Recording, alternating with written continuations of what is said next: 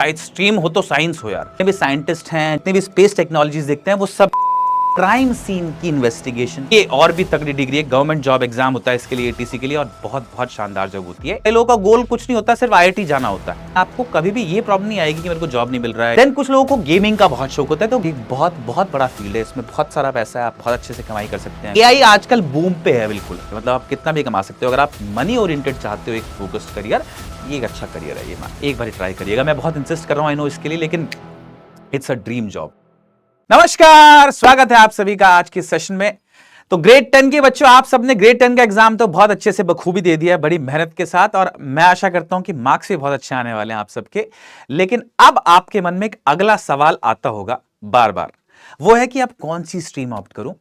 और ये stream opt जो भी करूं, उससे बड़ा सवाल यह है साथ साथ कि मैं इनके अंदर कौन कौन से करियर ऑप्शंस देखूंगा। क्या मैं जो करियर ऑप्शन लेने वाला हूं वो मुझे मालूम भी है, वो मुझे मैं श्योर भी हूं उसको लेके। तो इन सवालों के जवाब देने के लिए आज मैं आपके सामने आया हूं। साइंस की बात करूं तो आप लोगों को सबसे पहले मुझे लगता है, आप लोग सबसे ज्यादा लोग जो सोचते हो कि यार साइंस स्ट्रीम हो तो साइंस हो यार। और हमारे समाज में एक सोशल स्टेटस भी बन गया है साइंस का। जिस बच्चे को साइंस नहीं मिल रही हो ना स्कूल में, उसको लगता है यार मेरे को तो साइंस मिल नहीं रही है, मेरे पेरेंट्स, मेरे रिश्तेदार क्या बोलेंगे मेरे को। ऐसा नहीं सोचना है कभी भी। रिश्तेदारों की वजह से, आपके फ्रेंड्स की वजह से आप पिक ना करें कि आप कौन सा स्ट्रीम ऑप्ट करना चाहते हैं। Never do that, believe me, बिल्कुल हेल्प नहीं करता है। और ना जब करियर के लगभग, जब आप स्ट्रीम सिलेक्शन कर रहे होते हैं ग्रेड 10 में, उसके लगभग 10 साल बाद फास्ट फॉरवर्ड करके देखेंगे अपने लाइफ को। अभी तो आपकी छोटी है थोड़ा सा, तो आपको लगता होगा कि यार पता नहीं यार क्या कितना इंपॉर्टेंट है स्ट्रीम सिलेक्शन। लेकिन आप आगे जब लगभग 10 साल बाद, 15 साल बाद, जब अपने करियर में प्रोग्रेस करोगे, अपनी पढ़ाई पूरी कर चुके होगे, तो आपको पता चलेगा कि यार स्ट्रीम सिलेक्शन किसी इन्फ्लुएंस के बेसिस पर नहीं लेनी चाहिए। स्ट्रीम जो सेलेक्ट करनी चाहिए वो अपने इंटरेस्ट के ऊपर करनी चाहिए। क्यों? जो सब्जेक्ट आपको पसंद है वो पढ़ो, जो सब्जेक्ट आपको पसंद नहीं है वो मत पढ़ो। जो सब्जेक्ट में आपको लगता है यार मैं इसको पढ़ता रह सकता हूं सोते जागते दिन रात, उस सब्जेक्ट को आपको, या उस स्ट्रीम के अकॉर्डिंगली, सब्जेक्ट्स के अकॉर्डिंग स्ट्रीम को पिक करना चाहिए। साइंस की बात करता हूं सबसे पहले, सबसे बड़ा एग्जाम आप लोगों को पता ही है, इंजीनियरिंग जो है, जेईई जॉइंट एंट्रेंस एग्जाम जो है, वो आप लोगों के लिए इंजीनियरिंग के बहुत सारे ऑप्शंस खोलता है। क्या क्या टाइप्स ऑफ इंजीनियरिंग अवेलेबल है? तो मैकेनिकल है, जिसमें आप मशीन्स वगैरह के रिलेटेड कुछ काम करते हैं, उससे रिलेटेड फंक्शंस है, मशीन्स पे काम करते हैं। सिविल इंजीनियरिंग, जिसमें आप बिल्डिंग्स वगैरह या स्ट्रक्चर्स वगैरह जो होते हैं उनको डिजाइन, उनसे रिलेटेड काम करते हैं, उनसे रिलेटेड इंजीनियरिंग करते हैं चीजों को। कंप्यूटर साइंस जो कि आजकल बहुत हाइक पे, और सबसे आई बिलीव सबसे ज्यादा इनमें जो हॉट टॉपिक है या हॉट स्ट्रीम सिलेक्शन है out of these all options, वो कंप्यूटर साइंस है, क्योंकि आपके लिए बहुत सारे जॉनर्स खुलते हैं। और आजकल एज है एआई का, कंप्यूटर साइंस का, तो अगर आप इसको ऑप्ट करते हैं और आपको नेचुरली इंक्लाइंड है आप कंप्यूटर की तरफ, तो डेफिनेटली एक बहुत अच्छा ऑप्शन होता है सीएस। देन है एरोस्पेस इंजीनियरिंग, जिसके बारे में बहुत सारे लोगों को पता नहीं होता है, लेकिन एक इंपॉर्टेंट चीज है। एरोस्पेस इंजीनियरिंग आपके लिए ऑप्शंस ओपन करता है related to aircraft designing, aircraft, spacecraft, missiles, defence systems, जितने भी सिस्टम्स होते हैं वो सब आप एरोस्पेस इंजीनियरिंग में पढ़ते हैं। और आपके लिए एक बहुत बड़ा एवेन्यू ओपन करता है साइंस का वो, एक तरह से मानिए। जितने भी साइंटिस्ट हैं, जितने भी डिफेंस पर्सनल्स आप देखते हैं डीआरडीओ वगैरह में काम करते हुए, है ना, आप जितने भी स्पेस टेक्नोलॉजीज देखते हैं वो सब यहां से निकल के आता है। आप लोग जानते होंगे कि कितना बड़ा रोल होता है एरोस्पेस का या इस पर्टिकुलर इंजीनियरिंग का। दूसरा ऑप्शन आपके पास इसमें होता है ऑफ कोर्स मेडिसिन का। मेडिकल लाइन में अगर आप जाना चाहें तो आप नीट का एग्जाम देते हैं। और क्या क्या ऑप्शंस आपके सामने ओपन होते हैं? बहुत बड़ा एग्जाम है नीट का, कई लाख बच्चे हर साल इस एग्जाम को देते हैं। तो एमबीबीएस आप कर सकते हैं, एक स्पेशलिस्ट डॉक्टर आप बेसिकली इससे बनते हैं। डेंटिस्ट्री आपको ऑलरेडी मालूम है, एक डेंटिस्ट आप बन सकते हैं उससे। अगर आपको ओरल हाइजीन या ओरल डॉक्टरी से रिलेटेड इंटरेस्ट है तो। फार्मेसी होता है बेसिकली, आप लोग जो मेडिसिन शॉप्स अपने आसपास देखते हो ना, उनको रिक्वायरमेंट होती है एक फार्मेसी की डिग्री, बी फार्मा वो करके रखते हैं, और उसके बाद फिर वो आगे मास्टर्स भी कर सकते हैं। बट इनका काम क्या होता है? बेसिकली मेडिसिन को बनाना और डिस्पेंस करना, देना आप लोगों को। तो आप लोग ऑफकोर्स जो आपके पास फार्मासिस्ट है उनसे आप मेडिसिन बनते हो तो नहीं दिखते हो, बट एक फार्मासिस्ट ही मेडिसिन डिजाइन करता है, बनाता है, बिल्कुल सही प्रोपोर्शन में होनी चाहिए। बहुत बारीक काम है ये भी।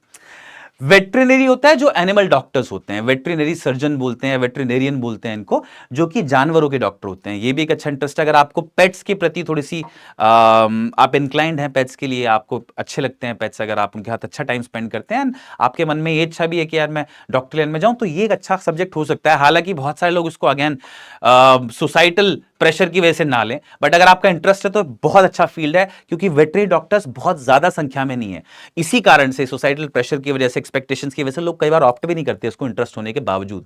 लेकिन आप देखिए, अगर आपको बहुत सारा वैसा कमाना है, वो भी आपका गोल है, अगर आप चाहते हो कि मैं जानवरों के आसपास रहूं, मुझे उनसे उनके साथ थोड़ा सा एक बॉन्डिंग है, तो ये अच्छा ऑप्शन है, बहुत अच्छा ऑप्शन है। आयुर्वेदा या होम्योपैथी, ये भी डॉक्टरी में ऑप्शन होते हैं, ये भी आप ऑप्ट कर सकते हैं, है ना। एविएशन नेक्स्ट, ये बड़ा अच्छा सेगमेंट है। एविएशन को हिंदी में बोला जाता है विमान चालन बेसिकली। तो एयर क्राफ्ट से रिलेटेड जो भी काम होगा वो एविएशन के अंदर आएगा। आप चाहो तो इसमें बड़े अच्छे अच्छे ल्यूक्रेटिव ऑफर्स, ल्यूक्रेटिव प्रोफेशंस हैं ये। क्या? Commercial pilot. जैसे आप लोग देखते हो ना, कभी भी आप जहाज में बैठ के जाओगे, वो जो पायलट जिसको चला रहा होता है कैप्टन, है ना, क्या रिस्पेक्टेबल पोजीशन होती है वो एक कमर्शियल पायलट होता है। देन एयर ट्रैफिक कंट्रोलर, ये और भी तगड़ी डिग्री है, गवर्नमेंट जॉब एग्जाम होता है इसके लिए, एटीसी के लिए, और बहुत बहुत शानदार जॉब होती है। एटीसी होता है क्या है, बेसिकली जितने भी जहाज चल रहे होते हैं ना किसी एयरपोर्ट पे, पर्टिकुलर एयरपोर्ट पे या किसी भी जगह, उन सबको मैनेज कौन करता है? एक एयर ट्रैफिक कंट्रोलर करता है। एक बहुत तगड़ी पावर इसके हाथ में होती है और बहुत इंपॉर्टेंट जिम्मेदारी भी है, हजारों लाखों लोगों की जान की जिम्मेदारी एक तरह से इसके ऊपर है। तो एक बहुत ही रेप्यूटेड जॉब इसको आप मानिए, पता ही नहीं होता लोगों को एग्जिस्ट भी करती है। आगे देखिए, एरोस्पेस इंजीनियर, जैसे कि मैंने आपको बताया अभी, इंजीनियरिंग से रिलेटेड भी है ये, और एविएशन वाले फील्ड में भी इसका बहुत काम है, तो दोनों वैलिड मानिए। नेक्स्ट है फॉरेंसिक साइंस। तो आप लोगों ने बहुत देखा होगा बचपन में ग्रो करते हुए, सीबीआई या सीआईडी आता था हमारे यहाँ पे ना, वो एसीबी प्रद्युमन, दया गड़बड़ क्या है ये बताओ, पता लगाओ कहां गड़बड़ है। तो वो वाला जो ये फॉरेंसिक साइंस रिलेटेड फील्ड बोलते हैं उसको। उसमें क्या होता है, किसी भी क्राइम सीन की इन्वेस्टिगेशन, कहीं अगर कोई क्राइम हुआ है, कोई भी होनी अनहोनी हुई है, वहां पर आप जो इन्वेस्टिगेशन करते हैं, जो एविडेंस को कलेक्ट करते हैं, वो सब फॉरेंसिक साइंस में आता है। बहुत बहुत बड़ा फील्ड है ये, क्योंकि आप देखते हैं आपके चारों तरफ बहुत सारे क्राइम होते रहते हैं, तो ऐसे में फॉरेंसिक एक्सपर्ट की इंपॉर्टेंस बहुत बढ़ जाती है, क्योंकि वो किसी भी केस को बड़ी जल्दी डिकोड कर सकता है अगर अच्छे से उसको, उसका स्किल या उसका क्राफ्ट परफेक्ट है तो। ठीक है, आगे देखिए नेक्स्ट क्या है भाई, आर्किटेक्चर। तो आर्किटेक्चर एक ऐसा फील्ड है जो कि आपसे बिल्कुल डायरेक्टली रिलेटेड है, लेकिन आप शायद कभी उसमें घुसना नहीं चाहते। लेकिन जो लोग भी आर्किटेक्चर में जाते हैं उनको मैंने बहुत वेल ऑफ देखा है, बहुत बहुत सारा वैसा कमाते हैं वो। और ऑफ कोर्स हर प्रोफेशन की अपनी मेहनत होती है, अपनी हर प्रोफेशन में अपना कुछ ना कुछ क्राफ्ट रिक्वायर्ड होता है, लेकिन बहुत ईजी मजेदार सी जॉब होती है ये। ऑफ कोर्स ये काम करना है कोई तो उसमें मेहनत तो लगेगी, लेकिन परेशानी वाली भागा दौड़ी वाली जॉब बिल्कुल नहीं होती आर्किटेक्चर की। एक आर्किटेक्ट जो होता है वो डिजाइन करता है, बिल्डिंग्स के डिजाइन, स्ट्रक्चर्स के डिजाइन, डैम के डिजाइन, टनल वगैरह के डिजाइन। तो जितने भी आप आसपास अपने डेवलपमेंट देखते हो ना, उसमें एक बहुत इंपॉर्टेंट रोल होता है आर्किटेक्चर का, है ना। तो अगर आप इस फील्ड में जरा सा भी इंटरेस्टेड है ना, तो इसको आप ऑप्ट कर सकते हैं। अगर इंटरेस्टेड नहीं हो तो अलग बात है, बट अगर आपका हल्का सा भी इंटरेस्ट है डिजाइंस वगैरह में, आपको एनालिसिस पसंद है, आपकी ड्राइंग ठीक ठाक है, then this is a field for you. हाँ, अच्छा फील्ड है ये। प्योर साइंसेज, अब कई लोग पसंद करते हैं कि भाई हम लोग को, कई लोगों का गोल कुछ नहीं होता, सिर्फ आईआईटी जाना होता है, या कई लोगों का गोल जो होता है वो होता है कि यार मैं प्रोफेसर बनना चाहता हूं कॉलेज में, जितने भी यूनिवर्सिटीज हैं या अच्छे स्कूल्स हैं उनमें। तो उनके लिए बड़ा सिंपल सा रास्ता होता है कि वो क्या करें, वो बैचलर्स करें सबसे पहले, फिर मास्टर्स करें। जैसे फिजिक्स लिया आपने, सब्जेक्ट आपका फिजिक्स है मान लीजिए, तो आप बैचलर्स कर सकते हैं, उसके बाद मास्टर्स कर सकते हैं। मास्टर्स आप डायरेक्टली एक जैम करके एग्जाम होता है, आईआईटी जैम, तो मास्टर्स आप जैम के लिए एग्जाम दीजिए, आप मास्टर्स करिए, आप इजीली आईआईटी में जा सकते हैं। In comparison to JEE, JAM का एग्जाम थोड़ा इजी होता है, डायरेक्टली एंट्री और बहुत रेप्यूटेड पोजीशन एक तरह से मास्टर्स अगर आप करते हैं आईआईटी से तो होती है, मतलब ये मानिए आप, राइट। सिमिलरली तो आप इनमें से फिजिसिस्ट, केमिस्ट या बायोलॉजिस्ट या मैथमेटिशियन, जो भी जिस भी सब्जेक्ट में आपका इंटरेस्ट है, अगर आप चाहते हैं कि मैं उसमें डिटेल में पढ़ूं और बेसिकली थोड़ा सा टाइम स्पेंड करना चाहते हैं उसमें, जो कि जनरली मैंने बहुत कम बच्चों में देखा है, बट होता है कुछ लोगों में कि मुझे एक सब्जेक्ट बहुत पसंद है, मैं उसको पूरा डिटेल में पढ़ना चाहता हूं, तो आप ये वाला रास्ता ऑप्ट करिए। एंड आई एश्योर यू कि इसके बाद आपको टाइम तो लगेगा पढ़ाई में, लेकिन आपको कभी भी ये प्रॉब्लम नहीं आएगी कि मेरे को जॉब नहीं मिल रहा है या ऐसा कुछ दिक्कत है कि मैं खाली बैठा हूं, क्योंकि एक बहुत ही बड़ा एक्सपर्ट हो जाता है आदमी एक पर्टिकुलर सब्जेक्ट का, फिर अगर ऐसा कर लेता है वो तो। और कुछ नहीं तो टीचिंग में एक बहुत बड़ा होराइजन ओपन हो जाता है, क्योंकि आपके पास बहुत नॉलेज हो जाती है एक पर्टिकुलर सब्जेक्ट की, है ना। तो बायोटेक्नोलॉजी नेक्स्ट फील्ड है। बायोटेक्नोलॉजी क्या होता है, दो टर्म से मिला हुआ है, बायो और टेक, राइट। तो बायोलॉजिकल प्रोसेस का इस्तेमाल करते हुए कुछ टेक जब आप डेवलप करें, इन टर्म्स ऑफ व्हाट, तो आप रिसर्च करते हैं और आप कुछ प्रोडक्ट्स डेवलप करते हैं रिलेटेड टू मेडिसिन, एग्रीकल्चर या एनवायरमेंट। ये जैसे आप लोगों ने कॉस्मेटिक्स देखे होंगे, नई नई क्रीम्स आती हैं मार्केट में, नए नए प्रोडक्ट्स आते हैं मेडिसिन में, नए नए प्रोडक्ट्स आते हैं एनवायरमेंटल कंजर्वेशन के लिए, तो ये सारी चीजें बायोटेक्नोलॉजी की देन है। है, बिलीव में एक बहुत बहुत बड़ा फील्ड है ये।